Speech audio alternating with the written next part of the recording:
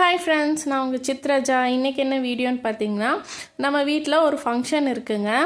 மச்சாந்தார் பிள்ளைக்கு வந்து காது குத்துறாங்க. அதுக்கு வந்து எல்லாருமே வந்து மருதாணி வச்சுட்டாங்க. சரி, நாமளும் மருதாணி வச்சுட்டு போகலாம் அப்படின்னு சொல்லிட்டு மிக்சியிலேயே அரைச்சிட்டாங்க.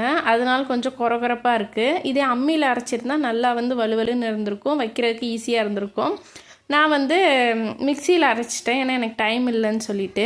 இந்த மருதாணி வைக்கும்போது தான் நமக்கு பழைய ஞாபகம்லாம் வருதுங்க. நாம் சின்ன பிள்ளையாக இருக்கும்போது நம்ம அம்மாலாம் என்ன பண்ணுவாங்கன்னா, இந்த மருதாணி விசேஷ வீடு இல்லை திருவிழா காலங்களில் வந்து அக்கம் பக்கத்தில் வீட்டில் இந்த மருதாணிலாம் பறிச்சுட்டு வந்து அம்மியில் அரைச்சி வைப்பாங்க. அதை அரைக்கும் போதே நம்ம கூட உட்காந்து பார்த்துக்கிட்டே இருப்போம், எப்படா வச்சிடுவாங்கன்னு. அப்படி அம்மியில் அரைச்சி வச்சதுக்கு நைட் ஆகிடும். அந்த நைட் டைமில் அதை வச்சுட்டு தூங்கக்கூடாது, தூங்கினா பெட்ஷீட்டில் பட்டுருன்னு சொல்லிட்டு நம்ம தூங்காமையே முடிச்சிட்ருப்போம். ஒரு கட்டத்தில் நாமளே தூங்கிடுவோம். காலையில் எழுந்திரிச்சு பார்த்தா அதுக்கு காலையில் பெட்ஷீட்டு தலகாணி எல்லாத்துலேயுமே ஆகியிருக்கும். கையில் பார்த்திங்கன்னா பாதி பிடிச்சிருக்கும். அதை வச்சுட்டு நம்ம வந்து எல்லாருக்கிட்டையும் மருதாணி வச்சுருக்க எப்படி செவந்திருக்குன்னு பார்த்தீங்களான்னு சொல்கிறதுல ஒரு தனி அனுபவங்க. இந்த மாதிரி அனுபவம் உங்களுக்கு இருக்கான்னு கமெண்ட் பண்ணுங்கள்.